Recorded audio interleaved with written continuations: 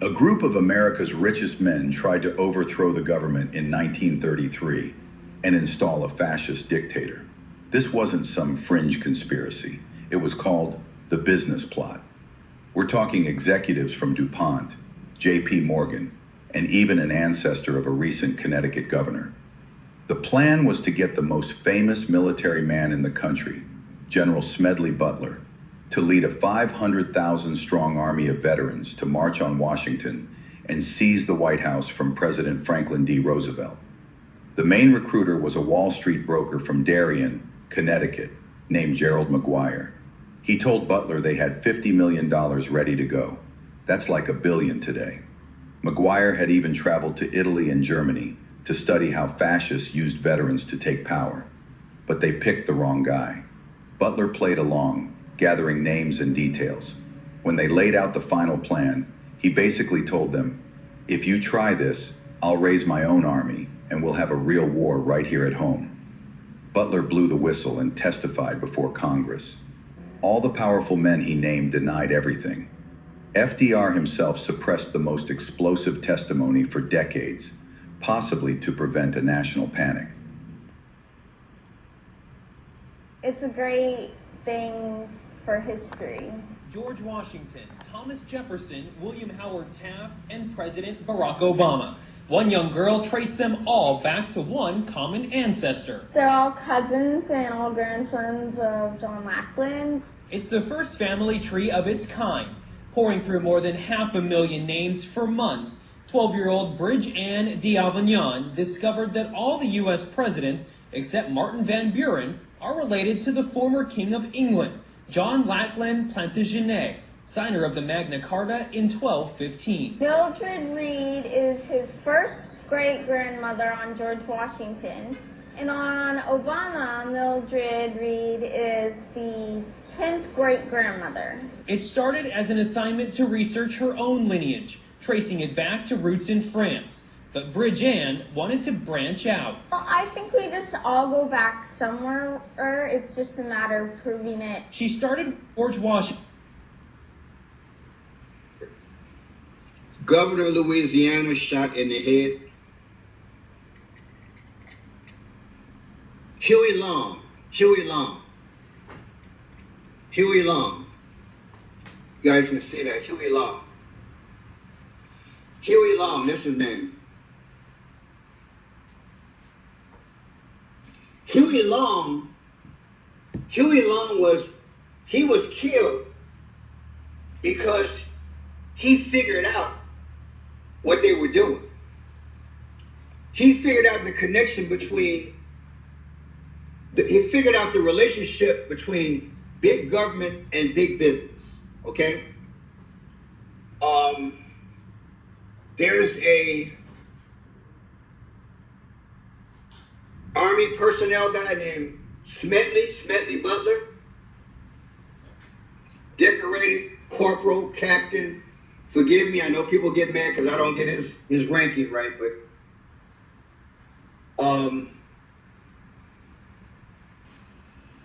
the name of this book, War is a Racket. How many of you guys heard of the book War is a Racket? There are a lot of examples I can give you guys. Smedley Butler knew about how big business was controlling government. And I believe back in the day, what the powers did, they formed the government as a tool. I've never said this on YouTube, so I'm saying it to you guys. I believe the powers created their American government, not for us, but as a tool, And the secret was to let business and government work hand in hand so we never know that they're working together. Now, yes, a lot of people have become prosperous in this free market enterprise. But what I want you to understand is that the goal was to build up the 50 states the goal was to build up not only nationally, but have a global system in place. You see what I'm trying to say? Britain, America, Soviet Union, they might all seem independent, but the thing that connects them all is the governmental structure and money. And the books that I have been fortunate enough to come across, these are books which talk about how these millionaires and billionaires, since way back in the day, they foster a plan to control different governments, but they have different philosophies. So you might have one be capitalism, you might one that have Marxism, you might have one that has socialism. You understand what I'm saying? But they all have a common thread: money and these secret powers. And they've all been looking like they're working independently, but yet they've been working loosely as one. And once they set up the infrastructure, and once they had the internet in place, and once they had enough people bought off with this system, now what they needed, the big grand finale, what they needed at the end, they need a war. Because see, they got to justify coming together. You understand what I'm saying? They got to justify coming together. Now, was this just a plan from July 4th, 1776? I don't know. But from my research, somewhere in the 1700s, maybe the late 1600s, what I'm telling you, this became the mindset. And we're just the baby boomers of baby boomers of baby boomers, that if we read enough history, we can put it together and we can see, just like people have been able to put it on the internet, that every president of the United States is connected by bloodline. I'm gonna say it again. If I'm not mistaken, about 8 years ago, a young white girl, not that her color matters, that I'm just saying. Remember that young girl, very, very smart girl? She was doing some research, and she, for some reason, ventured into researching presidents. You guys remember her? And I think she was either on Nightline or 60 Minutes. Remember that girl back in the day? I don't think she was 17 years old. She was real young, and she was doing a history project. And she miraculously figured out how all the American presidents are linked by bloodline. Now, if a 17-year-old girl, give or take a few years, can figure that out, people, this is a known fact. I just ran a video on that, I think this past week. What I'm saying to you is that they're interconnected, but yet the impression over the decades and generations is that they're separated and they're always combative. You feel me? And that's to keep us ignorant and to keep us at bay. So we can never really figure it out. But in my humble opinion, I believe I figured out the caper. And the caper is they had to set up governments throughout the whole world. China, Japan, Russia, America, Europe. You feel me? They had to set all these things up globally through money and through bloodline and through taking it and through force. You see? And they've always run it. They've always had their tentacles in them. And I believe they controlled the recessions. They controlled the depressions. They control the wars. They control all of that as they vow this kingdom that we live in called earth. They give their will to Satan, literally. And this is why I teach future past. They literally live in the now, but yet they draw from the past and they tell you about the future. And they're also in different dimensions and portals. All this at the same time, because they got a time machine, but they got it from These demons, they got it from the fallen angels. And all of them in secret have either hired people who have gone into these portals and they figure out what to do for the future, or they are literally convening with these demons themselves. And don't get it twisted, but I believe they have made it with the demons as well. You see, look, I just got to get deep. They have made it with these spirits. You feel me? And this is how they keep it in the bloodline. So they mate with each other. The majority of people on the planet don't do that. We look at it as something that's crazy. But I'm telling you, this is how they get down. And this is from my research. You do your own research. I'm telling you, from my research, I see how they keep it in the family. So we are the generation which is seeing the apex. We're seeing the whole thing that they have worked on for generations come to fruition. And this is how I'm able to decode, because with this type of knowledge and mindset that I've gotten over 45 years of studying this stuff, and I figured it out, I can figure them out. And I can tell you straight up, this will be the war of all wars. Not that it will be as devastating as World War I or World War II, but it's going to have an impact where it's now part of a setting, which is part of a world plan to bring us into a world order. That is the whole goal. And that has been the goal since July 4th, 1776. That has been the goal. And Trump is not human. He's a puppet. He's an entity. And he is the one that's spearheading this thing in part with other leaders who are half human and half entity. Believe it or not, it's a bloodline. If it's not a bloodline, they're devout in spirit. And this is their time. And God is allowing this time because God has a time period as well. He's working with us so we can get this knowledge and get this wisdom, and then we can get close to him and get ready for his coming, because Jesus told his disciples, where I go, you will be also. Where I go, you will be also. I go to prepare a place for you, not made by hand. The key word is preparation. So God has been preparing something, just like these demons have been preparing something. Do you understand? You look.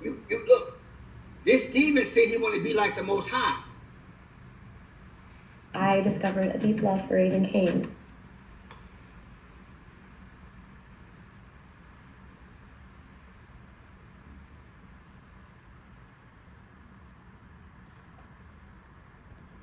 Lucifer used to be in heaven, and he was part of the Most High system.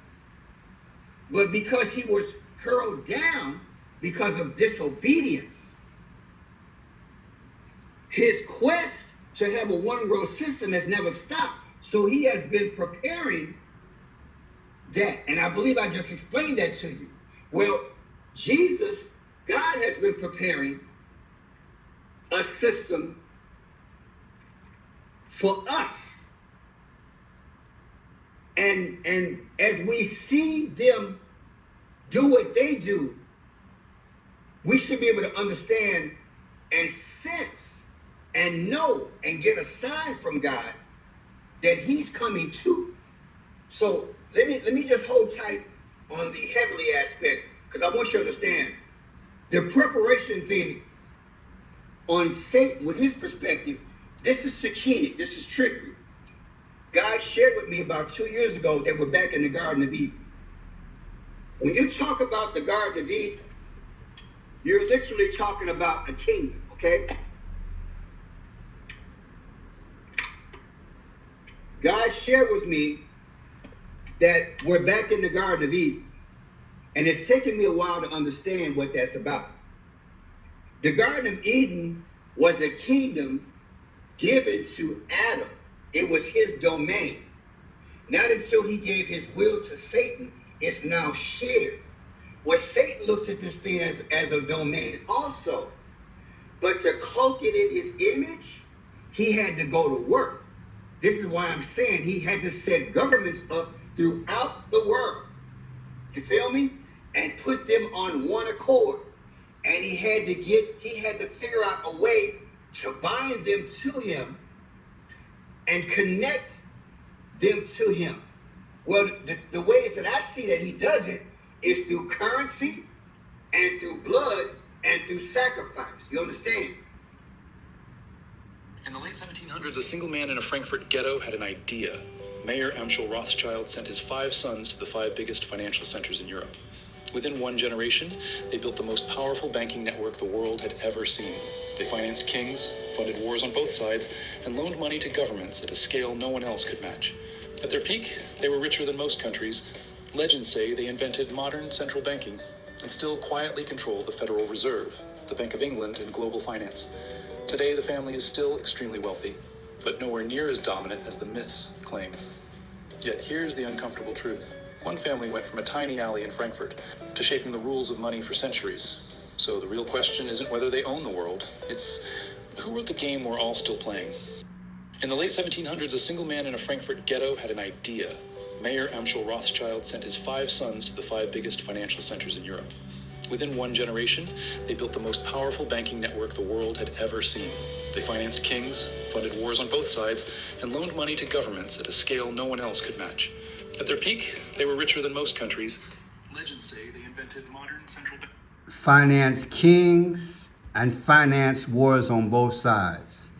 Finance kings and finance wars on both sides. That's history. You think it's not going on today? But everything reaches a point because God has a timetable and Satan is working in a time frame. Are they the same? I don't know. I'm not going to have that argument. But we're talking about time here.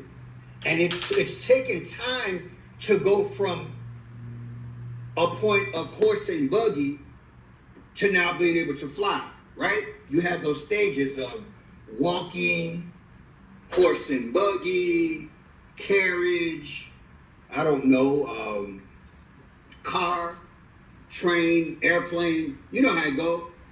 It's taking time to go to progress. Well, it don't take God no time. But Satan, he has had to have a progression moment. And as he has this progression moment, as we see it in the automotive, the transportation, in the technical field, he's also had a progression of the spiritual field of wickedness. And when you pair it together, along with this economic system, he now can have it where he can blast off, you will. And how is that? He's got to put us in this system through fear.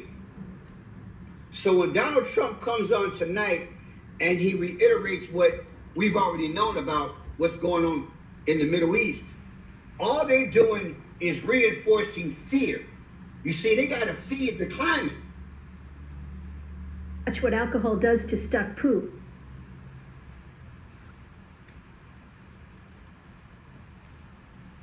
You see, they got to feed the climate. The news is not enough. You guys probably saw 2 days ago, Trump on Truth Social showed bombs going off and places that were being destroyed by our military on his Truth Social network. Baby, who does it? A president of the United States showing that? Come on, man, slap me. That's crazy. But they got showing you all this because they got to keep you at a fear level. You understand? They can't let it get lukewarm. They got to keep it percolating. They got to keep this on your mind. And they got to let you know it's going to be okay. It's just a temporary thing. Prices are high right now. Stock market's doing pretty good. Don't worry about it. Things will be up. He got to keep selling it to you because he knows at some point it's going to go boom. And probably boom, boom. and it might go boom, boom, boom. You see? And then the global nations, these nations who seem like they have been, you know, really different in terms of philosophy, whether they're communists, socialists, capitalists, they're all going to say, you know what?